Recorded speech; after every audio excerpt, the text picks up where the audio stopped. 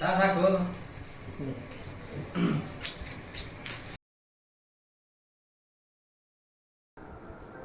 ಹಾಗಾದ್ರೆ ಮೊದಲ ಪ್ರಶ್ನೆ ನೋಡೋಣ. ಬ್ರಹ್ಮ ಸಮಾಜವನ್ನು ಸ್ಥಾಪಿಸಿದವರು ಯಾರು? ಸೊ ಬ್ರಹ್ಮ ಸಮಾಜವನ್ನು ಸ್ಥಾಪಿಸಿದವರು ಯಾರು ಅಂತ ಈ ಪ್ರಶ್ನೆಗೆ ಉತ್ತರ ನೋಡ್ರಿ. ಬ್ರಹ್ಮ ಸಮಾಜವನ್ನ ಸ್ಥಾಪಿಸಿದವರು ಯಾರಂದ್ರ ರಾಜಾರಾಮ್ ಮೋಹನ್ ರಾಯ್ ಅವರು. ಯಾರಪ್ಪ ಅಂತಂದ್ರ ರಾಜಾರಾಮ್ ಮೋಹನ್ ರಾಯ್. ಆಪ್ಷನ್ ಡಿ ಯಾವುದು ಸರಿಯಾದ ಉತ್ತರ? ಆಪ್ಷನ್ ಡಿ ಸರಿಯಾದ ಉತ್ತರ. ಸರಿನಾ? ಆಪ್ಷನ್ ಡಿ ಇಲ್ಲೇ ಸರಿಯಾದ ಉತ್ತರ ಆಗುತ್ತಾ? ಸರಿ, ರಾಜಾರಾಮ್ ಮೋಹನ್ ರಾಯ್. ಸರ್, ರಾಜಾರಾಮ್ ಮೋಹನ್ ರಾಯ್ ಅವರು 1828ರಲ್ಲಿ ಏನಪ್ಪಾ ಅಂತ ಹೇಳಿದ್ರೆ ಬ್ರಹ್ಮ ಸಮಾಜವನ್ನ ಸ್ಥಾಪನೆ ಮಾಡಿದ್ರು. ಸರ್, ಈ ಬ್ರಹ್ಮ ಸಮಾಜ ಸ್ಥಾಪನೆ ಆದಾಗ ಆಗಿದ್ದಂತಹ ಗವರ್ನರ್ ಜನರಲ್ ಯಾರಪ್ಪ ಅಂತಂದ್ರೆ ವಿಲಿಯಂ ಬೆಂಟಿಕ್. ಯಾರಿದ್ರು? ವಿಲಿಯಂ ಬೆಂಟಿಕ್ ಅವರು ಏನಪ್ಪಾ ಅಂದ್ರ ಆ ಸಮಯದ ಗವರ್ನರ್ ಜನರಲ್ ಆಗಿದ್ರು. ಅಷ್ಟೇ ಅಲ್ಲದೆ ರಾಜಾರಾಮ್ ಮೋಹನ್ ರಾಯ್ ಅವ್ರನ್ನ ಏನ್ ಕರಿತೀವಿ ಅಂದ್ರೆ ನಾವು ಪುನರುಜ್ಜೀವನ ಪಿತಾಮಹ ಅಂತ ಕರಿತೀವಿ. ಏನ್ ಕರಿತೀವಿ? ಪುನರ್ಜೀವನದ ಪಿತಾಮಹ ಅಂತ ಕರಿತೀವಿ. ಸರ್, ರಾಜಾರಾಮ್ ಮೋಹನ್ ರಾಯ್ ಅವರು 1829ರಲ್ಲಿ ಏನಪ್ಪಾ ಅಂದ್ರೆ ಇವರು ರಾಜಾರಾಮ್ ಮೋಹನ್ ರಾಯ್ ಅವರು ಮಾಡಿದಂತಹ ಒಂದು ಪ್ರಯತ್ನದಿಂದ ಸತಿ ಸಹಗಮನ ಪದ್ಧತಿ ಏನಾಗುತ್ತಪ್ಪ ಅಂತಂದ್ರ ಇದು ನಿರ್ಮೂಲನೆ ಆಗುತ್ತೆ. ಸರಿನಾ? ಅಷ್ಟೇ ಅಲ್ಲದೆ ರಾಜಾರಾಮ್ ಮೋಹನ್ ರಾಯ್ ಅವರು 1815ರಲ್ಲಿ ಆ ಬ್ರಹ್ಮ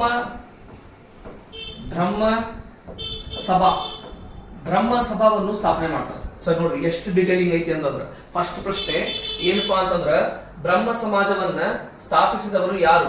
ಬ್ರಹ್ಮ ಸಮಾಜವನ್ನು ಸ್ಥಾಪಿಸಿದವರು ಯಾರು ಅಂದ್ರ ರಾಜಾರಾಮ್ ಮೋಹನ್ ರಾಯ್ ಅವರು. ಎಷ್ಟರಲ್ಲಿ ಸ್ಥಾಪನೆ ಮಾಡಿದ್ರು? 1828 ಯಾರು ಆ ಸಮಯದಲ್ಲಿ governor general? William Bentinck. Rajaram Mohan Roy ಅವರನ್ನು ಪುನರ್ಜೀವನದ ಪಿತಾಮಹ ಎಂದು ಕರೆಯುತ್ತಾರೆ. ಸರ್, ಇವೆಲ್ಲ ಪ್ರಶ್ನೆ ಬರುವ ಆಯ್ತಾ? ಅದಾದ್ಮೇಲೆ 1829ರಲ್ಲಿ ಸತಿ ಸಹಗಮನ ಪದ್ಧತಿಗೆ ಯಾರು ಶ್ರಮಿಸಿದರು ಅಂತ ಕೇಳ್ತಾರೆ. ಅದಕ್ಕೂ ಉತ್ತರ ಯಾರು ಸರ್? ರಾಜಾರಾಮ್ ಮೋಹನ್ ರಾಯ್. ಅದಾದ್ಮೇಲೆ 1815ರಲ್ಲಿ ಬ್ರಹ್ಮ ಸಭಾವನ್ನು ಸ್ಥಾಪನೆ ಮಾಡ್ತಾರೆ ರಾಜಾರಾಮ್ ಮೋಹನ್ ರಾಯ್ ಅವರು. ಸರ್, ಇಷ್ಟೆಲ್ಲ ಮಾಹಿತಿ ರಾಜಾರಾಮ್ ಮೋಹನ್ ರಾಯ್ ಅವ್ರ ಬಗ್ಗೆ ಕೇಳಬಹುದು. ನೀವು ಕಮೆಂಟ್ ಬಾಕ್ಸ್ ಒಳಗೆ ಟೈಪ್ ಮಾಡ್ರಿ ರಾಜಾರಾಮ್ ಮೋಹನ್ ರಾಯ್ ಅವರು ಯಾವ ಪತ್ರಿಕೆಗಳನ್ನ ನಡೆಸ್ತಿದ್ರು ಅಂತ ಹೇಳಿ. ಸರಿನಾ? ಓಕೆ, ನೆಕ್ಸ್ಟ್ ಕ್ವಶನ್ ಮೂವ್ ಆಗೋದು.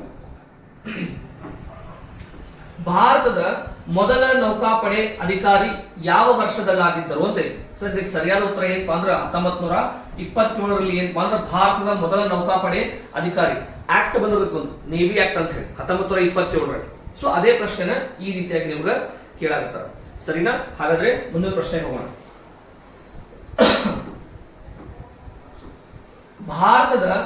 ಭಾರತದ ಮೊದಲ ಬಾರಿಗೆ ರಾಷ್ಟ್ರೀಯ ಆದಾಯವನ್ನ ಅಂದಾಜು ಮಾಡಿದವರು ಯಾರು? ಭಾರತದ ಮೊದಲ ಆದಾಯ. ಸರ್ ನೋಡ್ರಿ, ರಾಷ್ಟ್ರೀಯ ಆದಾಯವನ್ನ ಮೊದಲ ಬಾರಿಗೆ ಅಂದಾಜು ಯಾರು ಮಾಡ್ತಾರೆ? ಸರ್, ಮೊದಲ ಬಾರಿಗೆ ಇದನ್ನ ರಾಷ್ಟ್ರೀಯ ಆದಾಯವನ್ನ ಅಂದಾಜು ಮಾಡಿದವರು ಯಾರಪ್ಪ ಅಂತಂದ್ರ ದಾದಾಬಾಯಿ ನವರೋಜಿ ಅವರು ಏನ್ ಮಾಡ್ತಾರಪ್ಪ ಅಂತಂದ್ರ ಭಾರತದ ಮೊದಲ ಏನಪ್ಪಾ ಅಂತಂದ್ರ ರಾಷ್ಟ್ರೀಯ ಆದಾಯವನ್ನ ಅಂದಾಜು ಮಾಡ್ತಾರೆ. GDP ಅಂತೀವಲ್ಲ ಈಗ ನಾವು. ಎಸ್, GDP ಟೈಪ್ ಏನ್ ಮಾಡ್ತಾರಪ್ಪ ದಾದಾಬಾಯಿ ನವರೋಜಿ ಅವರು ಅಂದಾಜು ಮಾಡ್ತಾರೆ. ಮಾಡಿ ಆಗ ನಮ್ಗೆ ತಿಳಿಸ್ಕೊಡ್ತಾರ ಬ್ರಿಟಿಷರು ನಮ್ಮನ್ನು ಎಷ್ಟು ಲೂಟಿ ಮಾಡ್ಯಾರ ಅಂತ ಹೇಳಿ. ಸರಿನಾ? ಎಸ್, ಅವ್ರು ಯಾವ ಪುಸ್ತಕದಲ್ಲಿ ಇದನ್ನ ಅಂದಾಜು ಮಾಡ್ಯಾರ ಅನ್ನೋದು ಒಂದು ಸ್ವಲ್ಪ ನೀವು ಕಮೆಂಟ್ ಬಾಕ್ಸ್ ಒಳಗೆ ಟೈಪ್ ಮಾಡ್ರಿ. ಆಯ್ತಾ? S sir. ನೆಕ್ಸ್ಟ್ ಇಲ್ಲಿ ದಾದಾಬಾಯಿ ನವರೋಜಿ ಅವ್ರಿಗೆ ಏನ್ ಕರೀತಾರ? Grand old man of India ಅಂತ ಕರೀತಾರ. Grand old man of India. Grand old man of India ಯಾರು ಸರ್? ದಾದಾಬಾಯಿ ನವರೋಜಿ ಅವರು. ಸರಿನಾ? Yes sir. ಹಾಗಾದ್ರೆ ಮುಂದಿನ ಪ್ರಶ್ನೆಗೆ ಹೋಗೋಣ. ಪ್ರಥಮ ಮಹಾಯುದ್ಧ ಆರಂಭವಾದ ವರ್ಷ. ಸರ್, ಪ್ರಥಮ ಮಹಾಯುದ್ಧ ಆರಂಭವಾದ ವರ್ಷ ನೋಡ್ರಿ. ಪ್ರಥಮ ಮಹಾಯುದ್ಧ 1914ರಿಂದ 1918ರವರೆಗೂ ನಡೆಯುತ್ತೆ. ಸರಿನಾ? ಇದು ಪ್ರಥಮ ಮಹಾಯುದ್ಧ ಆಗುತ್ತೆ. ಸರಿ, ಪ್ರಥಮ ಮಹಾಯುದ್ಧದ ನಂತರ ದೆಹಲಿಯಲ್ಲಿ, ಎಲ್ಲಿ ಸರ್? ದೆಹಲಿ ಒಳಗಡೆ ಇಂಡಿಯಾ ಗೇಟ್ ಅನ್ನ ಸ್ಥಾಪನೆ ಮಾಡಲಾಗುತ್ತೆ. ಆ ಪ್ರಥಮ ಮಹಾಯುದ್ಧದಲ್ಲಿ ಯಾರು ಭಾರತೀಯ ಸೈನಿಕರು ಭಾಗವಹಿಸಿದ್ರು. ಆ ಭಾರತೀಯ ಸೈನಿಕರ ಒಂದು ಏನಪ್ಪಾ ಅಂದ್ರ ಅವರು ಅಲ್ಲಿ ಏನಾಗಿದ್ರು, ಬ್ರಿಟಿಷರಿಗೋಸ್ಕರ ಪ್ರಾಣ ಕೊಟ್ಟಿದ್ರು. ಅವರ ಒಂದು ನೆನಪಿಗಾಗಿ ಏನ್ ಮಾಡ್ತಾರಪ್ಪ ಅಂದ್ರ ಇಂಡಿಯಾ ಗೇಟ್ ಅನ್ನ ಸ್ಥಾಪನೆ ಮಾಡ್ತಾರೆ. ಇಂಡಿಯಾ ಗೇಟ್ ಅನ್ನ ಸರಿಸುಮಾರು 1921 1924 ಮಧ್ಯೆ ಏನ್ ಮಾಡ್ತಾರಪ್ಪ ಅಂದ್ರೆ ಇಂಡಿಯಾ ಗೇಟ್ ನ ಸ್ಥಾಪನೆ ಮಾಡ್ತಾರೆ. ಇದನ್ನ ಸ್ಥಾಪನೆ ಮಾಡಿದವರು ಯಾರು ಅನ್ನೋದನ್ನ ಮುಂದಿನ ಪ್ರಶ್ನೆ ಒಳಗೆ ನೋಡೋಣಂತ. ಸರಿನಾ? ನೋಡ್ರಿ, 1914ರಿಂದ 1918 ಇದು ಮೊದಲ ಮಹಾಯುದ್ಧ ಆಗಿದಂತ ವರ್ಷ. ತದನಂತರದಲ್ಲಿ ಇದರ ನೆನಪಿಗಾಗಿ ಏನ್ ಸ್ಥಾಪನೆ ಮಾಡ್ತಾರ? India gate. ಇದನ್ನ 1921 ಮತ್ತು 1924ರಲ್ಲಿ ದೆಹಲಿ ಒಳಗಡೆ ಸ್ಥಾಪನೆ ಮಾಡ್ತಾರೆ. ಸರಿನಾ? ಹಾಗಾದ್ರೆ ಮುಂದಿನ ಪ್ರಶ್ನೆ ನೋಡೋಣ. ಮಹಾರಾಜ ರಣಜಿತ್ ಸಿಂಗ್ ರಾಜಧಾನಿ. ಸರ್, ಮಹಾರಾಜ ರಣಜಿತ್ ಸಿಂಗ್ ಅವರ ರಾಜಧಾನಿ ಲಾಹೋರ್ ಆಗಿತ್ತು. ಏನಾಗಿತ್ತು? ಆಪ್ಷನ್ ಡಿ, ಲಾಹೋರ್ ಆಗಿತ್ತು. ನೆನಪಿರ್ಲಿ, ಕೇಳಿದಾರೆ ಇದನ್ನು. ಮಹಾರಾಜ ರಣಜಿತ್ ಸಿಂಗ್ ಇವರ ರಾಜಧಾನಿ ಯಾವ್ದು ಸರ್? ಲಾಹೋರ್. ಹಾಗಾದ್ರೆ ಮುಂದಿನ ಪ್ರಶ್ನೆ ಹೋಗೋಣ. ಅಸೆಂಬ್ಲಿಯ ಮೊದಲ ಪ್ರಸ್ತಾವನೆ. ಸರ್, ಅದು ಪ್ರಸ್ತಾವನೆ ಆಗ್ಬೇಕು. ಮೊದಲ ಪ್ರಸ್ತಾವನೆ. ಅಸೆಂಬ್ಲಿಯ ಮೊದಲ ಪ್ರಸ್ತಾವನೆಯನ್ನು ರೂಪಿಸುವ ನಿರ್ಧಾರವನ್ನು ತೆಗೆದುಕೊಂಡವರು ಯಾರು? ಸರ್, ಅಸೆಂಬ್ಲಿ ಒಳಗ ಪ್ರಸ್ತಾವನೆ ಮಾಡಬೇಕು ಅಂತ ಹೇಳಿ ನಿರ್ಧಾರವನ್ನ ತೆಗೆದುಕೊಂಡವರು ಯಾರಪ್ಪ ಅಂತಂದ್ರೆ ಜವಾಹರ್ಲಾಲ್ ನೆಹರು. ಯಾರು sir? Option A, Jawaharlal Nehru. ಹಾಗಾದ್ರೆ ಮುಂದಿನ ಪ್ರಶ್ನೆ ನೋಡೋಣ. ಸರಿನಾ? Yes sir. Glimpse of world history. Sir ನೋಡ್ರಿ, ಗ್ಲಿಮ್ಸ್ ಆಫ್ ವರ್ಲ್ಡ್ ಹಿಸ್ಟ್ರಿ ಈ ಪುಸ್ತಕವನ್ನ ಬರೆದವ್ರು ಯಾರು? ಗ್ಲಿಮ್ಸ್ ಆಫ್ ವರ್ಲ್ಡ್ ಹಿಸ್ಟ್ರಿ ಎಂಬ ಪುಸ್ತಕವನ್ನ ಬರೆದವ್ರು ಯಾರಪ್ಪ ಅಂತಂದ್ರ ಇದು ಜವಾಹರ್ಲಾಲ್ ನೆಹರು. ಜವಾಹರ್ಲಾಲ್ ನೆಹರು ಅವರು ಏನಪ್ಪಾ ಅಂದ್ರೆ ಗ್ಲಿಮ್ಸ್ ಆಫ್ ವರ್ಲ್ಡ್ ಹಿಸ್ಟ್ರಿ ಇದರ ಪುಸ್ತಕವನ್ನು ಬರ್ತಾರೆ. ಸರ್ ನೋಡ್ರಿ, ಪುಸ್ತಕಗಳ ಮೇಲೆ ಒಂದು ಪ್ರಶ್ನೆ ಬಂದೇ ಬರುತ್ತೆ. ಸರ್ ನೋಡ್ರಿ, ಗ್ಲಿಮ್ಸ್ ಆಫ್ ವರ್ಲ್ಡ್ ಹಿಸ್ಟ್ರಿ ಈ ಪುಸ್ತಕವನ್ನು ಬರೆದವರು ಯಾರು ಸರ್? ಜವಾಹರ್ಲಾಲ್ ನೆಹರು. ಆಯ್ತಾ? Yes sir. ಮುಂದೆ ನೋಡೋಣ, 8ನೇ ಪ್ರಶ್ನೆ. ಈಸ್ಟ್ ಇಂಡಿಯಾ ಕಂಪನಿ ಯಾವ ವರ್ಷದಲ್ಲಿ ಸ್ಥಾಪನೆಯಾಯಿತು? ಸರ್, ಈ ಪ್ರಶ್ನೆಗೆ ಸರಿಯಾದ ಉತ್ತರ ಈಸ್ಟ್ ಇಂಡಿಯಾ ಕಂಪನಿ 1600ರಲ್ಲಿ ಇಂಗ್ಲೆಂಡಿನ ಲಂಡನ್ ಒಳಗೆ ಸ್ಥಾಪನೆ ಆಗುತ್ತೆ. ಆಯ್ತಾ? ಇಂಗ್ಲೆಂಡ್ ಒಳಗೆ ಸ್ಥಾಪನೆ ಆಗುತ್ತೆ ಈಸ್ಟ್ ಇಂಡಿಯಾ ಕಂಪನಿ. ಸರ್, ಈ ಈಸ್ಟ್ ಇಂಡಿಯಾ ಕಂಪನಿ ಭಾರತದಲ್ಲಿ ಮೊದಲು ಬಂದಾಗ 15 ವರ್ಷಗಳ ಕಾಲ 15 ವರ್ಷಗಳಿಗೆ ವ್ಯಾಪಾರ ಮಾಡುವ ಒಂದು ಪರ್ಮಿಷನ್ ತಗೊಂಡು ಬಂದಿರ್ತದೆ ಈಸ್ಟ್ ಇಂಡಿಯಾ ಕಂಪನಿ ನಮ್ಮ ಭಾರತಕ್ಕೆ. ಈಸ್ಟ್ ಇಂಡಿಯಾ ಕಂಪನಿ ಸರಿಸುಮಾರು 1600ರಲ್ಲಿ ಸ್ಥಾಪನೆಯಾಗಿ 15 ವರ್ಷಗಳ ಕಾಲ ವ್ಯಾಪಾರದ ಪರ್ಮಿಷನ್ ತಗೊಂಡು ಬಂದಿರ್ತದೆ. ಬಟ್ ಅವ್ರು ಏನ್ ಮಾಡ್ತಾರೆ, ನಮ್ಮನ್ನ 1947 ಆಳ್ವಿಕೆ ಮಾಡ್ತಾರೆ. ಮೊದಲ ವ್ಯಾಪಾರ ದೃಷ್ಟಿಯಿಂದ ಬಂದವರು ನೆಕ್ಸ್ಟ್ ಏನಪ್ಪಾ ಅಂದ್ರೆ ಆಡಳಿತ ಮಾಡಕ ಸ್ಟಾರ್ಟ್ ಮಾಡ್ತಾರೆ. ಸರಿನಾ? ಹಾಗಾದ್ರೆ ಸರಿಯಾದ ಉತ್ತರ ಏನು? 1600. ಸರ್, ಹಾಗಾದ್ರೆ ಬೇರೆ ಬೇರೆ ಕಂಪನಿಗಳು ಯಾವಾಗ ಸ್ಥಾಪನೆ ಆಗ್ಯಾವ? ಫಾರ್ ಎಕ್ಸಾಂಪಲ್ 1602ರಲ್ಲಿ ಡಚ್ ಈಸ್ಟ್ ಇಂಡಿಯಾ ಕಂಪನಿ ಸ್ಥಾಪನೆ ಆಗಿದೆ. 1664 ಫ್ರೆಂಚ್ ಈಸ್ಟ್ ಇಂಡಿಯಾ ಕಂಪನಿ ಸ್ಥಾಪನೆ ಆಗುತ್ತೆ. ಸರಿನಾ? ಡೇನರು ಅಂತ ಬರ್ತಾರೆ 1620 ಸರಿಸುಮಾರು ಡೇನರು. ಸರ್ ನೋಡಿ, ಇವೆಲ್ಲ ಏನಪ್ಪಾ ಅಂದ್ರೆ ಈಸ್ಟ್ ಇಂಡಿಯಾ ಕಂಪನಿ ಯುರೋಪ್ ದೇಶಗಳ ಈಸ್ಟ್ ಇಂಡಿಯಾ ಕಂಪನಿ ಸ್ಥಾಪನೆ ಆದಂತ ವರ್ಷಗಳು. ಸರಿನಾ? ಹಾಗಾದ್ರೆ ಮುಂದಿನ ಪ್ರಶ್ನೆಗೆ ಹೋಗೋಣ. ಟಿಪ್ಪು ಸುಲ್ತಾನ್ ಇನ್ನೊಂದು ಹೆಸರು ಯಾವುದು? ಸರ್, ಟಿಪ್ಪು ಸುಲ್ತಾನ್ ಇರುವಂತ ಇನ್ನೊಂದು ಹೆಸರು ಏನು ಸರ್? ಮೈಸೂರಿನ ಹುಲಿ. ಸರಿನಾ? ಹಾಗಾದ್ರೆ ಸರಿಯಾದ ಉತ್ತರ ಏನು? ಆಪ್ಷನ್ ನಂಬರ್ ಎ ಸರಿಯಾದ ಉತ್ತರ. ನೆಕ್ಸ್ಟ್ ಪ್ರಶ್ನೆ ನೋಡೋಣ. ಶ್ರೀ ಅರಬಿಂದೋ ಘೋಷ್ ಜನಿಸಿದ ವರ್ಷ ಯಾವುದು?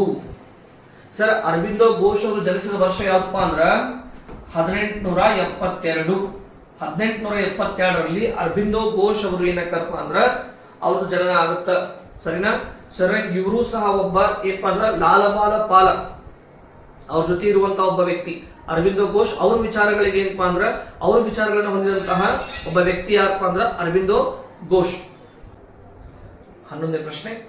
ವಾಂಡಿವಾಶ್ ಯುದ್ಧದಲ್ಲಿ ಯಾರ ಮೇಲೆ ಇಂಗ್ಲಿಷರು ಗೆಲುವು ಸಾಧಿಸಿದರು?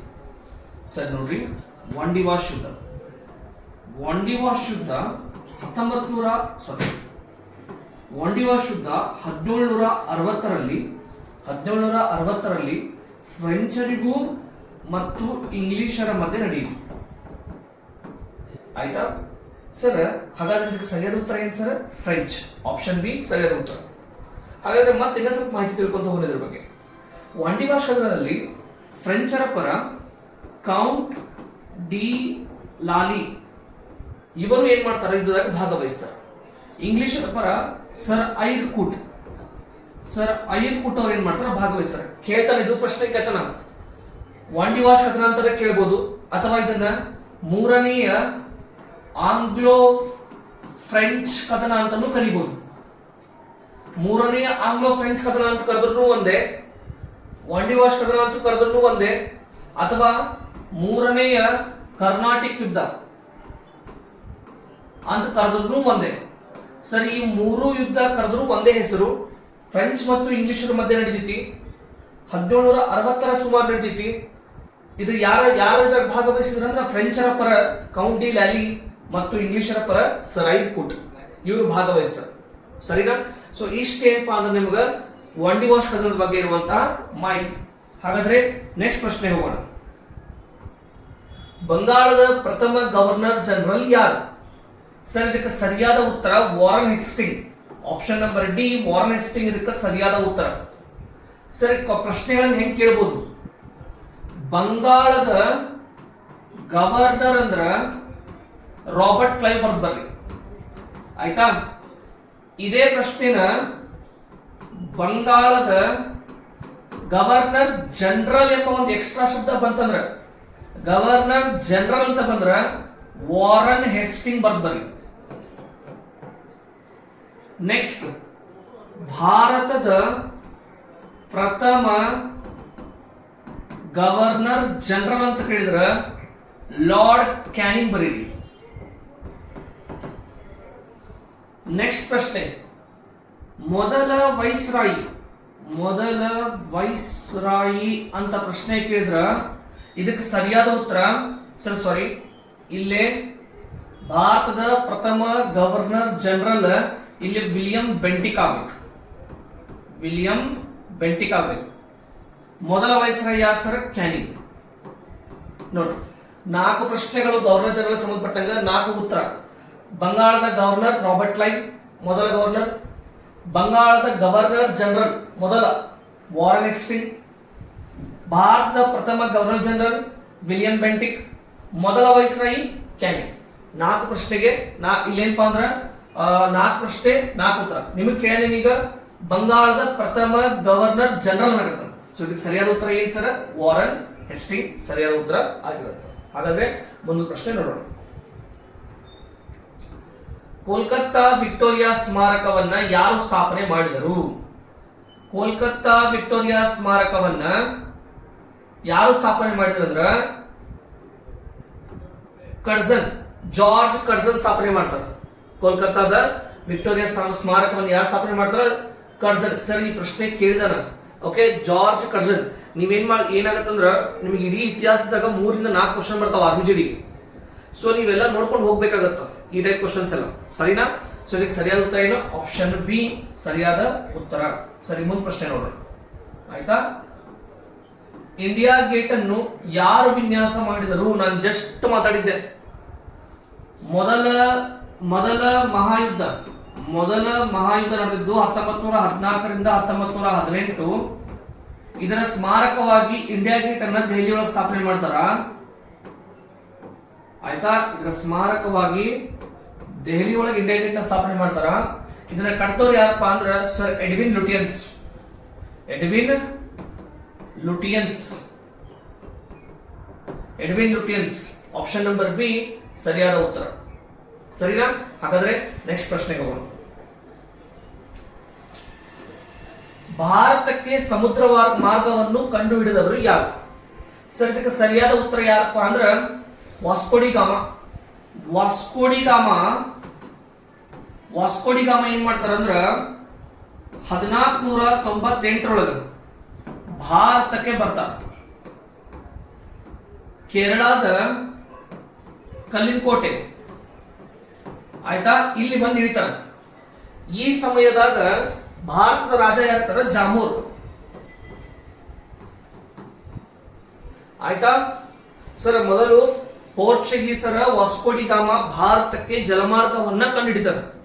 ಸರ್, ಭಾರತನ ಕಂಡುಹಿಡಿದಲ್ಲವ, ಜಸ್ಟ್ ಜಲಮಾರ್ಗ ಕಂಡುಹಿಡಿದಾನ. ನಾವು ಭಾರತದವರು 5,000 ವರ್ಷಗಳ ಇತಿಹಾಸವನ್ನು ಹೊಂದಿದವರು, ಹೌದಾ ಸರ್? ವಾಸ್ಕೋಡಿಗಾಮ ಜಸ್ಟ್ ಜಲಮಾರ್ಗ ಕಂಡುಹಿಡಿದಾನ ಭಾರತವನ್ನ ನಾವು ಏನ್ ಕಂಡುಹಿಡಿದಿಲ್ಲ. ಆಯ್ತಾ? ಎಸ್, 1498 ಭಾರತಕ್ಕೆ ಏನ್ ಮಾಡ್ತಾನೆ ಜಲಮಾರ್ಗ ಅಂತ ಹೇಳ್ತಾನೆ. ಕೇರಳಕ್ಕೆ ಬಂದಿರ್ತಾನೆ ಫಸ್ಟ್ ಅವ. ಜಾಮೋರ್ ಏನಪ್ಪ ಆ ಸಮಯದಾಗ ರಾಜ ಇರ್ತಾನೆ. ಸರಿ, ಹಾಗಾದ್ರೆ ಮುಂದಿನ ಪ್ರಶ್ನೆ ನೋಡೋಣ. ಸುಭಾಷ್ ಚಂದ್ರ ಬೋಸ್ ಯಾವ ವರ್ಷದಲ್ಲಿ ಜನಿಸಿದರು? ಸರ್, ಸುಭಾಷ್ ಚಂದ್ರ ಬೋಸ್ 1897 ಜನನ ಆಗುತ್ತೆ. ಸುಭಾಷ್ ಚಂದ್ರ ಬೋಸ್ ಅವರದು. ಸುಭಾಷ್ ಚಂದ್ರ ಬೋಸ್ ಅವರ ಜನನ 1897 ಆಗುತ್ತೆ. ಹಾಗಾದ್ರೆ ಸರಿಯಾದ ಉತ್ತರ ಯಾವ್ದಪ್ಪ ಅಂತಂದ್ರ option number C. Option number C ಸರಿಯಾದ ಉತ್ತರ. ಸರಿನಾ? Yes sir. ಹಾಗಾದ್ರೆ ಮುಂದಿನ ಪ್ರಶ್ನೆ ನೋಡಿ. ಇಂಡಿಯಾ ಗೇಟ್ ನಿರ್ಮಾಣದ ಉದ್ದೇಶವೇನು? ಸರ್, ಈ ಪ್ರಶ್ನೆ ರಿಪೀಟ್ ಆಗೈತಿ. ಇಂಡಿಯಾ ಗೇಟ್ ನ ಉದ್ದೇಶ ಏನು? ಬ್ರಿಟಿಷ್ ಸರ್ಕಾರದ ಗೆಲುವಿಗಾಗಿ. ಆಯ್ತಾ? ಈ 4 ಆಪ್ಷನ್ ಮ್ಯಾಚ್ ಆಗೋದು ಅದೊಂದು, ಬ್ರಿಟಿಷ್ ಸರ್ಕಾರದ ಗೆಲುವಿಗಾಗಿ. ಸರಿನಾ? ಒಂದು ಪ್ರಶ್ನೆ ನೋಡ್ರಿ. ಮಹಾತ್ಮ ಗಾಂಧೀಜಿ ಜನಿಸಿದ ವರ್ಷ? ಸರಿ, ಎಲ್ಲರಿಗೂ ಗೊತ್ತೈತಿ. 1869 ಅಕ್ಟೋಬರ್ 2ನೇ ತಾರೀಕು ಒಳಗ ಇವರು ಗುಜರಾತಿನ ಪೋರ್ಬಂದರ್, ಹೌದಾ, ಇಲ್ಲಿ ಗಾಂಧೀಜಿಯವರ ಜನನ ಆಗುತ್ತೆ. ಸರಿ, ಹಾಗಾದ್ರೆ ಇದಕ್ಕೆ ಸರಿಯಾದ ಉತ್ತರ ಆಪ್ಷನ್ ಎ ಸರಿಯಾದ ಉತ್ತರ. ನೆಕ್ಸ್ಟ್ ಪ್ರಶ್ನೆ. ಸಂವಿಧಾನ ಸಭೆ ರಾಷ್ಟ್ರಗೀತೆಯನ್ನು ಯಾವ ದಿನ ಅಂಗೀಕರಿಸಿತು? ಸರಿ, ಸಂವಿಧಾನ ಸಭೆ ರಾಷ್ಟ್ರಗೀತೆಯನ್ನು ಜನವರಿ 26, 1950 ಅಂಗೀಕರಿಸಿತು. ರಾಷ್ಟ್ರಗೀತೆಯನ್ನು 1956 ಜನವರಿ 26 ಅಂಗೀಕಾರ ಮಾಡಲಾಗುತ್ತದೆ. ನಿಮಗೆ ನಾ ಪ್ರಶ್ನೆ ಕೇಳ್ತೇನೆ, ರಾಷ್ಟ್ರ ಧ್ವಜವನ್ನ ಯಾವಾಗ ಅಂಗೀಕಾರ ಮಾಡಿದರು? ಹೌದಾ? ರಾಷ್ಟ್ರ ಲಾಂಛನವನ್ನ ಯಾವಾಗ ಅಂಗೀಕಾರ ಮಾಡಿದರು? ಇವೆರಡೂ ಪ್ರಶ್ನೆಗಳಿಗೆ ಕಮೆಂಟ್ ಬಾಕ್ಸ್ ಒಳಗೆ ಟೈಪ್ ಮಾಡ್ರಿ. ರಾಷ್ಟ್ರ ಗೀತೆಯನ್ನ 1950 ಜನವರಿ 26, ರಾಷ್ಟ್ರ ಧ್ವಜ ಇದನ್ನು ಯಾವಾಗ ಅಂಗೀಕಾರ ಮಾಡ್ತಾರ ಮತ್ತು ರಾಷ್ಟ್ರ ಲಾಂಛನವನ್ನ ಯಾವಾಗ ಅಂಗೀಕಾರ ಮಾಡ್ತಾರ, ಇದನ್ನು ಸ್ವಲ್ಪ ಕಮೆಂಟ್ ಬಾಕ್ಸ್ ಒಳಗೆ ನೀವು ತಿಳಿಸ್ಬೇಕು. ನೆಕ್ಸ್ಟ್, ಲಾಲ್ ಬಹದ್ದೂರ್ ಶಾಸ್ತ್ರಿ ಜನಿಸಿದ ವರ್ಷ? ನೋಡ್ರಿ, RBGD ಗಿಂತವೆಲ್ಲ ಕ್ವಶನ್ಸ್ ಕೇಳ್ತಾರೆ. ಲಾಲ್ ಬಹದ್ದೂರ್ ಶಾಸ್ತ್ರಿ ಅವರು 1904 ಜನಿಸ್ತಾರೆ. ಸರ್, 1904 ಜನಿಸ್ತಾರ. ಭಾರತದ ಎರಡನೆಯ ಪ್ರಧಾನಮಂತ್ರಿ, ಆಯ್ತಾ? ಮತ್ತು ಲಾಲ್ ಬಹದ್ದೂರ್ ಶಾಸ್ತ್ರಿ ಅವರು ಅಧಿಕಾರ ಅವಧಿಯಲ್ಲಿರುವಾಗಲೇ ಅವರು ತಾಷ್ಕೆಂಟ್ಗೆ ಹೋಗಿರ್ತಾರೆ. ಪಾಕಿಸ್ತಾನ ಜೊತೆ ಒಪ್ಪಂದ ಮಾಡ್ಕೊಳಕ್ ಹೋಗಿರ್ತಾರೆ. ಇದು ಪ್ರಶ್ನೆ ಕೇಳ್ತಾರ. ತಾಷ್ಕೆಂಟ್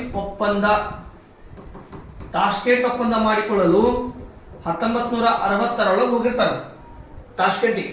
ಅಲ್ಲೇ ಲಾಲ್ ಬಹದ್ದೂರ್ ಶಾಸ್ತ್ರಿ ಅವ್ರದ್ದು ಏನಾಗುತ್ತಾ ಮರಣ ಆಗುತ್ತೆ. ತಾಷ್ಕೆಂಟ್ ಒಪ್ಪಂದ ನಡೆಯೋದು ಪಾಕಿಸ್ತಾನ ಮತ್ತು ಭಾರತದ ಮಧ್ಯೆ. ಇದರ ಮಧ್ಯಸ್ಥಿಕೆ ವಹಿಸಿದವರು ಯಾರಪ್ಪ ಅಂದ್ರ ಆಗಿನ USSR ಮತ್ತು ಈಗಿನ ರಷ್ಯಾ. ನೋಡಿ, 1904 ಜನಿಸಿದ ಲಾಲ್ ಬಹದ್ದೂರ್ ಶಾಸ್ತ್ರಿ ಅವರು ಭಾರತದ ಎರಡನೇ ಪ್ರಧಾನಮಂತ್ರಿ ಆಗ್ತಾರ ಮತ್ತು ಪಾಕಿಸ್ತಾನ ಮತ್ತು ಭಾರತದ ಮಧ್ಯೆ ತಾಷ್ಕೆಂಟ್ ನಲ್ಲಿ ಒಂದು ಒಪ್ಪಂದ ನಡೆದಿರ್ತೈತಿ. ಆ ಒಪ್ಪಂದ ಯುದ್ಧವನ್ನು ನಿಲ್ಸಾಕಿರ್ತೈತಿ. ಅದರ ಮಧ್ಯಸ್ಥಿಕೆ ವಹಿಸಿದ್ರು ಯಾರು? ರಷ್ಯಾ. ಈ ಒಪ್ಪಂದವಾದ ಏನಪ್ಪಾ ಅಂದ್ರೆ ಅವತ್ತು ನೈಟ್ ಇರುವಾಗತ್ತ ಅವ್ರದ್ದು ಮರಣ ಆಗತ್ತ. ಸರಿನಾ? 1966. ಸೊ ಇದೇನಪ್ಪ ಅಂದ್ರೆ ಲಾಲ್ ಬಹದ್ದೂರ್ ಶಾಸ್ತ್ರಿ ಅವ್ರ ಬಗ್ಗೆ ಮಾಹಿತಿ. ಎರಡನೇ ಮಹಾಯುದ್ಧ ಯಾವ ವರ್ಷದಲ್ಲಿ ಆರಂಭವಾಯಿತು? ಸರಿ, ನೋಡ್ರಿ, ಎರಡನೇ ಮಹಾಯುದ್ಧ 1939 1945 ಏನಾಗುತ್ತ ಆರಂಭ ಆಗುತ್ತೆ. ಸರಿನಾ? ಇಲ್ಲಿ 1939 ಈ ಯುದ್ಧ ಚಾಲು ಆದ್ಮೇಲೆ ಬ್ರಿಟಿಷರಿಗೆ ಭಾರತೀಯ ಸೈನಿಕರು ಬೇಕಾಗ್ತಾರ ಯುದ್ಧದಲ್ಲಿ ಭಾಗವಹಿಸಕ್. ಅವಾಗ ಅವ್ರು ನಮಗ 1940 ಲಾರ್ಡ್ ಲಿನ್ಲಿತ್ಗೋ ಏನ್ ಮಾಡ್ತಾರ? ಆಗಸ್ಟ್ ಕೊಡುಗೆ ಕೊಡ್ತಾರ. ಕೇಳ್ತಾರ ಪ್ರಶ್ನೆ, ಆಗಸ್ಟ್ ಕೊಡುಗೆ ಯಾವ ವರ್ಷದಲ್ಲಿ ಬಂದಿತ್ತು? 1940 ಬಂದಿತ್ತು. ಲಾರ್ಡ್ ಲಿನ್ಲಿತ್ಗೋ ಅನ್ನೋರು ಏನ್ ಮಾಡ್ತಾರಪ್ಪ ಅಂದ್ರೆ ಈ ಕೊಡುಗೆಯನ್ನ ಕೊಡ್ತಾರೆ, ಆಗಸ್ಟ್ ಕೊಡುಗೆ. ಈ ಕೊಡುಗೆ ಒಳಗೆ ಏನ್ ಹೇಳ್ತಾರ ಅಂದ್ರ ಡೊಮಿನಿಯನ್ ಸರ್ಕಾರ ರಚನೆ ಮಾಡಕ್ ನಮ್ಗೆ ಅವಕಾಶ ಕೊಡ್ತಾರೆ ಮತ್ತು ನಮ್ಮ ಸಂವಿಧಾನವನ್ನು ನಾವೇ ರಚನೆ ಮಾಡಕ್ ಒಂದು ಪ್ರಸ್ತಾವನೆ ಇಟ್ಟಿರ್ತಾರ. ಬಟ್ ಡೊಮಿನಿಯನ್ ಸರ್ಕಾರ ಕೊಡ್ತೀವಿ ಯುದ್ಧ ಮುಗಿದ ಮೇಲೆ ಅಂತ ಹೇಳ್ತಾರೆ. ಸರಿನಾ? ಎಸ್. ಸೊ 1939 1945 ಎರಡನೇ ಮಹಾಯುದ್ಧ. ಈ ಮಹಾಯುದ್ಧಕ್ಕೆ ಸೈನಿಕರೇ ಬೇಕಾಗಿ 40 ಆಗಸ್ಟ್ ಕೊಡುಗೆ ಕೊಡ್ತಾರೆ ನಮ್ಗೆ. ಅದನ್ನ ಕೊಟ್ಟವ್ರು ಯಾರು? ಲಾರ್ಡ್ ಲಿಲಿತ್ಗೋ. ಸರಿನಾ? ಸೊ ಸರಿಯಾದ ಉತ್ತರ ಇದಕ್ಕೆ ಆಪ್ಷನ್ ನಂಬರ್ ಸಿ ಸರಿಯಾದ ಉತ್ತರ. Next question. ಭಾರತದ ಮೊದಲ ಹಿಂದಿ ಪತ್ರಿಕೆ. ಸರ್, ಭಾರತದ ಮೊದಲ ಹಿಂದಿ ಪತ್ರಿಕೆ ಯಾವುದಪ್ಪ ಅಂತಂದ್ರ ಉದಾಂತ ಮಾರ್ತಾಂಡ. ಸಿ ಉದಾಂತ ಮಾರ್ತಾಂಡ. ಇದನ್ನ ಕೋಲ್ಕತ್ತಾದಲ್ಲಿ ಅಂದ್ರೆ ಈಗಿನ ಕಲ್ಕತ್ತಾದಲ್ಲಿ ಜುಗಲ್ ಕಿಶೋರ್ ಅವರು ಪ್ರಾರಂಭ ಮಾಡಿರ್ತಾರೆ. ಸರಿ, ಸುಮಾರು 1826 ಸ್ಟಾರ್ಟ್ ಮಾಡಿರ್ತಾರೆ ಇದನ್ನು. ಸರಿ, ಸೊ ನೋಡ್ರಿ, ಭಾರತದ ಮೊದಲ ಹಿಂದಿ ಪತ್ರಿಕೆ ಅಂತ ಹೇಳಿದಾಗ ಉದಾಂತ ಮಾರ್ತಾಂಡ ಅಂತ ಹಾಕ್ಬರ್ರಿ. ಸ್ಟಾರ್ಟ್ ಮಾಡಿದ್ರು ಜುಗಲ್ ಕಿಶೋರ್. ಎಲ್ಲಿ ಸ್ಟಾರ್ಟ್ ಮಾಡಿದ್ರು? ಕಲ್ಕತ್ತಾ. ಯಾವಾಗ? 1826. ಸರ್, ಭಾರತದ ಮೊದಲ ಪತ್ರಿಕೆ, ಈ ಪ್ರಶ್ನೆ ಹಿಂಗಿತ್ತು ಅಂತ ತಿಳ್ಕೊಳ್ಳಿ. ಮೊದಲ ಪತ್ರಿಕೆ ಅಂತ ಅಷ್ಟೇ ಐತಿ, ಹಿಂದಿ ಇಲ್ಲ ಏನಿಲ್ಲ. ಮೊದಲ ಪತ್ರಿಕೆ ಅಂತ ಬಂದ್ರ ಅದಕ್ಕೆ ಸರಿಯಾದ ಉತ್ತರ ಬಂಗಾಲ್ ಗೆಜೆಟ್. ಇದನ್ನ ಜೇಮ್ಸ್ ಹಿಕ್ಕಿ ಅವರು ಸ್ಟಾರ್ಟ್ ಮಾಡ್ತಾರ 1780. ಯಾರು ಸ್ಟಾರ್ಟ್ ಮಾಡ್ತಾರ? ಜೇಮ್ಸ್ ಹಿಕ್ಕಿ ಅವರು ಸ್ಟಾರ್ಟ್ ಮಾಡ್ತಾರ 1780. ಇದು ಒಂದು ವಾರ ಪತ್ರಿಕೆ. ನೋಡ್ರಿ, 2 ಪ್ರಶ್ನೆಗಳ 2 ಉತ್ತರ. ಮೊದಲ ಹಿಂದಿ ಪತ್ರಿಕೆ ಅಂತ ಕೇಳಿದ್ರೆ ಇದಕ್ಕೆ ಸರಿಯಾದ ಉತ್ತರ ಉದಾಂತ ಮಾರ್ತಾಂಡ, ಕಲ್ಕತ್ತಾ. ಸ್ಟಾರ್ಟ್ ಮಾಡಿದ್ರು ಜುಗಲ್ ಕಿಶೋರ್ 1826. ಇಲ್ಲಪ್ಪ, ಭಾರತದ ಮೊದಲ ಪತ್ರಿಕೆ ಅಂತಂದ್ರು. ಭಾರತದ ಮೊದಲ ಪತ್ರಿಕೆ ಅಂದ್ರೆ ಬಂಗಾಲ್ ಗೆಜೆಟ್. ಇದೊಂದು ವಾರ ಪತ್ರಿಕೆ. 1780 ಸ್ಥಾಪನೆ ಆಗುತ್ತೆ. ಜೇಮ್ಸ್ ಹಿಕ್ಕಿ ಅವರು ಏನ್ ಮಾಡ್ತಾರೆ? ಸ್ಥಾಪನೆ ಮಾಡಿರ್ತಾರೆ. ಸರಿನಾ? ಎಸ್. ಅದಾದ್ಮೇಲೆ ಭಾರತದ ಪ್ರಥಮ ಮಹಿಳಾ ರಾಜ್ಯಪಾಲರು, ಮೊದಲ ಮಹಿಳಾ ರಾಜ್ಯಪಾಲರು ಯಾರಪ್ಪ ಅಂತಂದ್ರ Sarojini Naidu. Option number C Sarojini Naidu. Sarojini Naidu ಅವರು ಯುಪಿ ಒಳಗ ಮೊಟ್ಟ ಮೊದಲ ಬಾರಿಗೆ ಮಹಿಳಾ ರಾಜ್ಯಪಾಲರಾಗಿ ಸೇವೆ ಸಲ್ಲಿಸ್ತಾರೆ. ಆಯ್ತಾ ಸರ್? ಆಸ್ಟ್ರೇಲಿಯಾದ ಇನ್ನೊಂದು ಪ್ರಶ್ನೆ ಕೇಳ್ತಾರೆ. ಮೊದಲ ಸಿಎಂ ಯಾರು? ಮೊದಲ ಮಹಿಳಾ ಸಿಎಂ ಯಾರಪ್ಪ ಅಂತಂದ್ರ ಸರೋಜಿನಿ ನಾಯ್ಡು.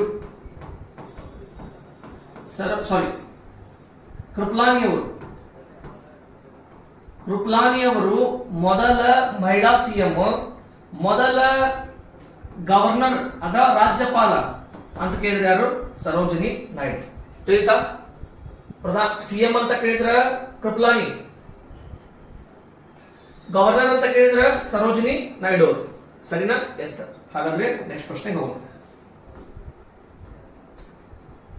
ದ್ರಾವಿಡ ಮುನ್ನೇತ್ರ ಗಜಗಂ, ದ್ರಾವಿಡ ಮುನ್ನೇತ್ರ ಗಜಗಂ ಕರೀತಾರ. ಡಿಎಂಕೆ ಪಾರ್ಟಿ ತಮಿಳುನಾಡು ಸ್ಥಾಪನೆ ಆಗುತ್ತೆ. ಇದು ಸ್ಥಾಪನೆ ಆಗಿದ್ದು ಯಾವಾಗಪ್ಪ ಅಂದ್ರ 1949. ನಾನು ಪಾಲಿಟಿ ಹೇಳುವಾಗ ಹೇಳಿದೀನಿ, ಸಿಪಿಐಎಂ ಪಾರ್ಟಿ 1964 ಸ್ಥಾಪನೆ ಆದ್ರ. ಆಯ್ತಾ? ನಿನ್ನ ಇದನ್ನ ಹೇಳಿದೀನಿ. ನೀವು ಪಾಲಿಟಿ ವಿಡಿಯೋ ನೋಡ್ಕೊರಿ. ಕೆಲವೊಂದು ಪ್ರಶ್ನೆಗಳು ಅಲ್ಲಿ ಬಂದವು, ಕೆಲವೊಂದು ಪ್ರಶ್ನೆಗಳು ಇಲ್ಲಿ ಬಂದವು. ಇದನ್ನೇ ಕೇಳಿದಾರ. 1949 ಡಿಎಂಕೆ ಪಕ್ಷ ಏನಾಗುತ್ತೆ? ಸ್ಥಾಪನೆ ಆಗುತ್ತೆ. ಸರಿನಾ? ನೆಕ್ಸ್ಟ್ ನೋಡಿ, ಮೊಹಮ್ಮದಿಯನ್ ಎಜುಕೇಶನಲ್ ಕಾಂಗ್ರೆಸ್ ಅನ್ನು ಯಾರು ಸ್ಥಾಪಿಸಿದರು? ಸರ್, ಮೊಹಮ್ಮದಿಯನ್ ಎಜುಕೇಶನ್ ಕಾಂಗ್ರೆಸ್ ಇದನ್ನು ಸರ್ ಸೈಯದ್ ಅಹಮದ್ ಖಾನ್ ಅವರು ಸ್ಥಾಪನೆ ಮಾಡ್ತಾರ. 1886 ಸ್ಥಾಪನೆ ಮಾಡ್ತಾರೆ. ಇದು ಒಂದು ಮೊದಲ ಮುಸ್ಲಿಂ ಎಜುಕೇಶನ್ ಸೊಸೈಟಿ. ಸರಿನಾ? Yes sir. ಇದು ಮೊದಲ ಮುಸ್ಲಿಂ ಎಜುಕೇಶನ್ ಸೊಸೈಟಿ ಆಗಿತ್ತು. 26 ಕ್ವಶನ್ ನೋಡ್ರಿ. ಬಂಗಾಳ ವಿಭಜನೆ ಯಾವ ವರ್ಷದಲ್ಲಿ ನಡೆಯಿತು? ಸರ್, ಬಂಗಾಳ ವಿಭಜನೆ 1905 ಬಂಗಾಳ ವಿಭಜನೆ 1905 ಇದು ಯಾರು ಮಾಡ್ತಾರಂದ್ರ ಲಾರ್ಡ್ ಕರ್ಜನ್ ಮಾಡ್ತಾರ. ಇದು ಯಾಕೆ ಮಾಡ್ತಾರಂದ್ರ ಬಂಗಾಳವನ್ನ 2 ಭಾಗ ಮಾಡ್ತಾರೆ. ಒಂದು ಪೂರ್ವ ಬಂಗಾಳ, ಇವತ್ತಿನ ವೆಸ್ಟ್ ಬೆಂಗಾಲ್. ಬಂಗಾಳವನ್ನ 2 ಭಾಗಗಳನ್ನಾಗಿ ಮಾಡ್ತಾರೆ. ಒಂದು ಪೂರ್ವ ಬಂಗಾಳ, ಇನ್ನೊಂದು ಪಶ್ಚಿಮ ಬಂಗಾಳ. ಇವತ್ತು ವೆಸ್ಟ್ ಬೆಂಗಾಲ್. ಪೂರ್ವ ಬಂಗಾಳ ಇವತ್ತಿಗೆ ಬಾಂಗ್ಲಾದೇಶಕ್ಕೆ ಪರಿವರ್ತನೆ ಆಗೈತಿ, ಆಯ್ತಾ.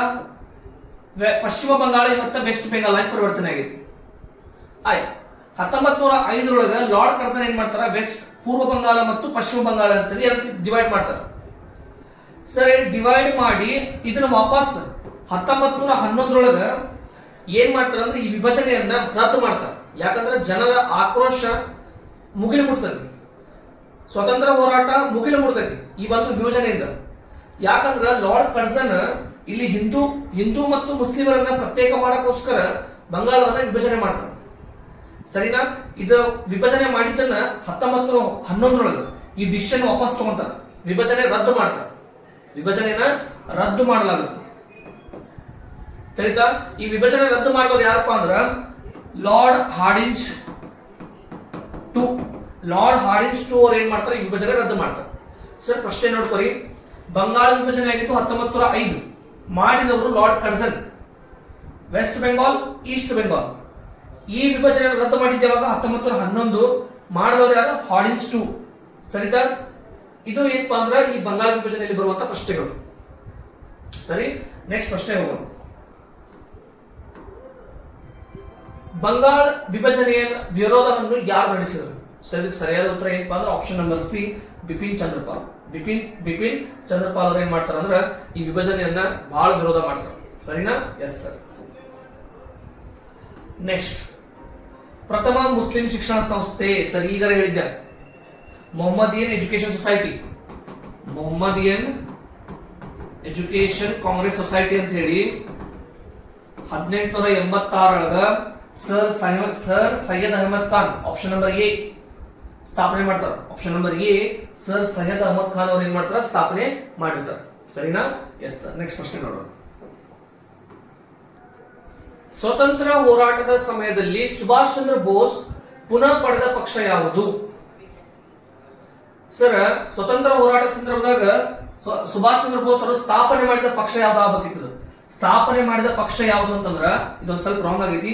ಸ್ಥಾಪನೆ ಮಾಡಿದ ಪಕ್ಷ ಯಾವುದು ಅಂತಂದ್ರ ಮೊದಲು ಅವರು 1939 forward bloc, option number B ಸರಿಯಾದ ಉತ್ತರ, ಸರಿನಾ. ಆಪ್ಷನ್ ನಂಬರ್ ಬಿ ಸರಿಯಾದ ಉತ್ತರ.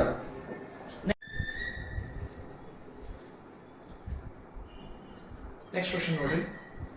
ದ್ವೈತಾತ್ಮಕ ನೀತಿಯ ಅಂತ್ಯ ಎಂಬ ಘೋಷಣೆಯನ್ನು ಕೊಟ್ಟವರು ಯಾರು? ಸರ್, ಘೋಷಣೆಗಳು ಯಾರ್ಯಾರು ಕೊಟ್ಟಾರ ಅನ್ನೋದು ನೋಡ್ಕೊರಿ ಒಂದು ಲಿಸ್ಟ್, ಸರಿನಾ. ಯಾರ ಘೋಷಣೆ ಏನೇನು ಕೊಟ್ಟಾರ ಅನ್ನೋದು ಕಂಪಲ್ಸರಿ ಗೊತ್ತಿರಬೇಕು. ಜೈ ಜವಾನ್ ಜೈ ಕಿಸಾನ್ ಇರ್ಬೋದು. ಅದೇ ರೀತಿ ಏನಪ್ಪಾ ಅಂದ್ರೆ ದ್ವೈತಾತ್ಮಕ ನೀತಿಯ ಅಂತ್ಯವನ್ನು ಕೊಟ್ಟವ್ರು ಯಾರಪ್ಪ ಅಂದ್ರೆ Jawaharlal Nehru. Option number C ಏನಪ್ಪಾ ಅಂದ್ರೆ Jawaharlal Nehru, option number C ಸರಿಯಾದ ಉತ್ತರ. ನೆಕ್ಸ್ಟ್, ಭಾರತೀಯ ರಾಷ್ಟ್ರಕೋಶದ ಮೊದಲ ಸಂಪಾದಕರು. ಸರ್, ಇದಕ್ಕೂ ಸರಿಯಾದ ಉತ್ತರ ಏನಪ್ಪಾ ಅಂತಂದ್ರೆ ಜವಾಹರ್ಲಾಲ್ ನೆಹರು. ರಾಷ್ಟ್ರಕೋಶದ ಮೊದಲ ಸಂಪಾದಕರು ಅಂತ ಬಂತಂದ್ರ ಇದಕ್ಕೆ ಸರಿಯಾದ ಉತ್ತರ ಏನ್ ಹಾಕ್ಬರಿ, ಜವಾಹರ್ಲಾಲ್ ನೆಹರು ಅಂತ ಹಾಕ್ಬರಿ, ಸರಿನಾ.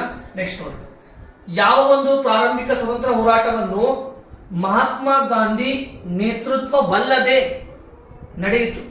ಗಾಂಧೀಜಿಯವರು ಇದ್ರದ್ದು ಹೆಡ್ ಹಾಕಿದ್ದಿಲ್ಲ ಅಂತ ಯಾವ ಹೋರಾಟ? ಸರ್, ಸ್ವದೇಶಿ. ಯಾಕಂತಂದ್ರ ಸರಿಯಾದ ಉತ್ತರ ಆಪ್ಷನ್ ನಂಬರ್ ಬಿ. ಇದಕ್ಕೆ ಹೇಳ್ತೀನಿ ಕೇಳ್ರಿ ಯಾಕಂತೇಳಿ. Option number A non cooperation, ಇದು ಗಾಂಧೀಜಿಯವರ ಮಾಡಿರ್ತಾರೆ 1920. ಸತ್ಯಾಗ್ರಹನು ಅವರೇ ಮಾಡಿರ್ತಾರೆ. ದಂಡಿನ 1930 ಮಾಡ್ತಾರೆ. ಸರ್, ಎಲ್ಲಾ ಮಾಡಿದವರು ಅವ್ರ. ಬಟ್ ಸ್ವದೇಶಿ ಒಂದು ಗಾಂಧೀಜಿಯವರ ನೇತೃತ್ವದಲ್ಲಿ ನಡೆದಿಲ್ಲ. ಇದು ಬಾಲ್ ಗಂಗಾಧರ್ ತಿಲಕ್, ಅನಿ ಬೆಸೆಂಟ್ ಇವರೆಲ್ಲ ನಡೆಸ್ಕೊಂಡು ಬಂದಿರ್ತಾರೆ ಸ್ವದೇಶಿ ಮೂವ್ಮೆಂಟ್ ಅನ್ನು, ಸರಿನಾ. ಎಸ್, ಹಾಗಾಗಿ ಸ್ವದೇಶಿ ಮೂವ್ಮೆಂಟ್ ಗಾಂಧೀಜಿಯವರ ನೇತೃತ್ವದಲ್ಲಿ ನಡೆದಿಲ್ಲ, ಸರಿನಾ. ನೆಕ್ಸ್ಟ್ ಕ್ವೆಶ್ಚನ್ ನೋಡಿ. ಗಾಂಧೀಜಿಯವರ ಮುಖ್ಯ ಶಿಷ್ಯ. ಸರ್, ಶಿಷ್ಯ ಆಗಬೇಕಿತ್ತು. ಯಾರು ಹೇಳಿ ಗುರುತಿಸಿಕೊಂಡಿರ್ತಾರೆ ಅಂದ್ರೆ ಮೀರಾಬೇನ್. ಯಾರು ಸರ್? ಸರಿಯಾದ ಉತ್ತರ ಏನಿದಕ್ಕ ಮೀರಾಬೇನ್. ನೆಕ್ಸ್ಟ್ ನೋಡಿ, ಭಾರತೀಯ ರಾಷ್ಟ್ರೀಯ ಕಾಂಗ್ರೆಸ್ ಮೊದಲ ಬಾರಿಗೆ ಯಾವ ಅಧಿವೇಶನದಲ್ಲಿ ವಿಭಜಿತವಾಯಿತು? ಸರ್, ಕಾಂಗ್ರೆಸ್ ವಿಭಜನೆ ಆಗುತ್ತೆ. ಕಾಂಗ್ರೆಸ್ ವಿಭಜನೆ ಆಗುತ್ತೆ. ಸರ್, 1885 ಸ್ಥಾಪನೆಯಾದಂತಹ ಕಾಂಗ್ರೆಸ್ ಬಂಗಾಳದ ವಿಭಜನೆ ನಂತರ 1907ರೊಳಗ ಕಾಂಗ್ರೆಸ್ ಏನಾಗುತ್ತೆ, ವಿಭಜನೆ ಆಗುತ್ತೆ. ಯಾವ ಅಧಿವೇಶನದಲ್ಲಿ? ಸೂರತ್ ಅಧಿವೇಶನದಲ್ಲಿ ವಿಭಜನೆ ಆಗುತ್ತೆ. ಸೊ ಅದು ಸರಿಯಾದ ಉತ್ತರ ಯಾವ್ದು sir? Option number C. Option number C ಏನ್ ಸರ್ ಸರಿಯಾದ ಉತ್ತರ. ಸರ್, ಈ ಸೂರತ್ ಅಧಿವೇಶನದ ಅಧ್ಯಕ್ಷರು ಯಾರಾಗಿರ್ತಾರೆ? ಈ ಸೂರತ್ ಅಧಿವೇಶನದ ಅಧ್ಯಕ್ಷರು ಯಾರಾಗಿರ್ತಾರಪ್ಪ ಅಂತಂದ್ರ ರಾಸ್ ಬಿಹಾರಿ ಬೋಸ್.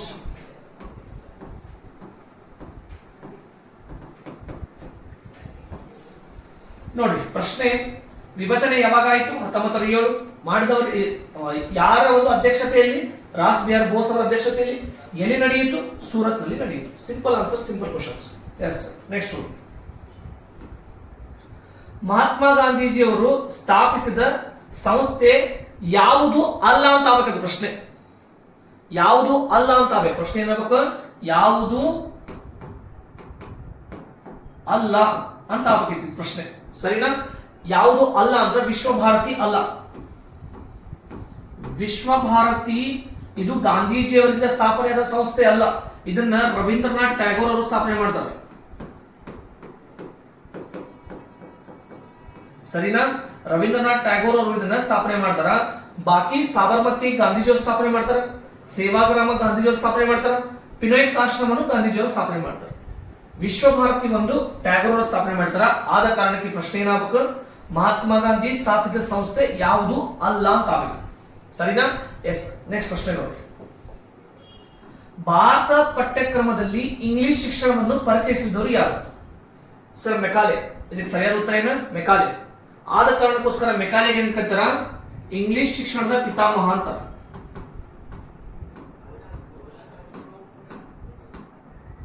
ಇಂಗ್ಲಿಷ್ ಶಿಕ್ಷಣದ ಪಿತಾಮಹ ಯಾರು ಸರ್?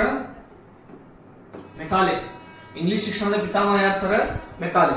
ಸರಿನಾ? ನೆಕ್ಸ್ಟ್ ಕ್ವಶನ್ ನೋಡಿ. ಮಹಾತ್ಮ ಗಾಂಧೀಜಿಯವರ ರಾಜಕೀಯ ಗುರು ಯಾರು? ಸರ್, ಇದಕ್ಕೆ ಸರಿಯಾದ ಉತ್ತರ option number D, Gopalakrishna G Gokhale. Gopalakrishna Gokhale. ಸರಿನಾ? ನೆಕ್ಸ್ಟ್ ಕ್ವಶನ್ ನೋಡಿ. ವಹಾಬಿ ಚಳವಳಿ ಮುಖ್ಯ ಉದ್ದೇಶ? ಸರ್, ವಹಾಬಿ ಚಳವಳಿಯನ್ನ ಮುಸ್ಲಿಂ ನಾಯಕರು ಸ್ಟಾರ್ಟ್ ಮಾಡಿರ್ತಾರೆ. ಸೊ ಇದು ಒಂದು ಧರ್ಮಕ್ಕೋಸ್ಕರ ನಡೆದಂತ ಒಂದು ಏನಪ್ಪಾ ಅಂತಂದ್ರೆ ಚಳವಳಿ, ಧರ್ಮಶಾಸ್ತ್ರ ಶಿಕ್ಷಣಕ್ಕೋಸ್ಕರ ನಡೆದಂತ ಒಂದು ಚಳವಳಿ ಯಾವ್ದಂದ್ರೆ ವಹಾಬಿ ಚಳವಳಿ ಯಾಗಿತ್ತು.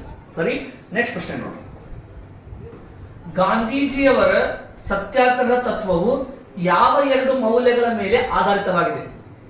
ಸರ್, ಗಾಂಧೀಜಿಯವರ ಸತ್ಯಾಗ್ರಹ ಎಂಬ ಒಂದು ತತ್ವ ಎದರ ಮೇಲೆ ಅವಲಂಬಿತ ಆಗಿತ್ತಂದ್ರೆ ಒಂದು ಸತ್ಯ, ಇನ್ನೊಂದು ಅಹಿಂಸೆ. ಇವೆರಡು ಅಸ್ತ್ರಗಳು ಸತ್ಯಾಗ್ರಹದ. ಗಾಂಧೀಜಿಯವರ ಸತ್ಯಾಗ್ರಹ ಎಂಬ ತತ್ವದ ಎರಡು ಅಸ್ತ್ರಗಳು ಯಾವಪ್ಪ ಅಂದ್ರೆ ಸತ್ಯ ಮತ್ತು ಅಹಿಂಸೆ. ಸರಿಯಾದ ಉತ್ತರ ಯಾವ್ದು ಸರ್ ಹಂಗಾದ್ರೆ? Option number B. ಸರ್, ಇವು ಇವತ್ತಿನ 50 ಇಂಪಾರ್ಟೆಂಟ್ ಕ್ವಶನ್ಗಳು ಹಿಸ್ಟ್ರಿ ಒಳಗೆ ಬರುವಂತವು, ಮಾಡರ್ನ್ ಹಿಸ್ಟ್ರಿ ಒಳಗೆ ಬರುವು. ಇನ್ನು 50 ನೆಕ್ಸ್ಟ್ ಪಾರ್ಟ್ ಒಳಗೆ ಬರುತ್ತೆ. ಸರಿನಾ? ಮತ್ತೆ ಅಷ್ಟೊಂದು ನೀವು ನಮ್ಮ ಯೂಟ್ಯೂಬ್ ಚಾನಲ್ ಸಬ್ಸ್ಕ್ರೈಬ್ ಮಾಡ್ಕೊಳ್ಳಿ. ಆರ್ಮಿ ಜಿಡಿಗೆ ಬೇಕಾದಂತ ಮ್ಯಾಥ್ಸ್ ವಿಡಿಯೋಗಳು ನಿಮಗೆ ಇಲ್ಲೇ ಸಿಗ್ತಾವೆ. ಸರಿ? Yes sir, thank you.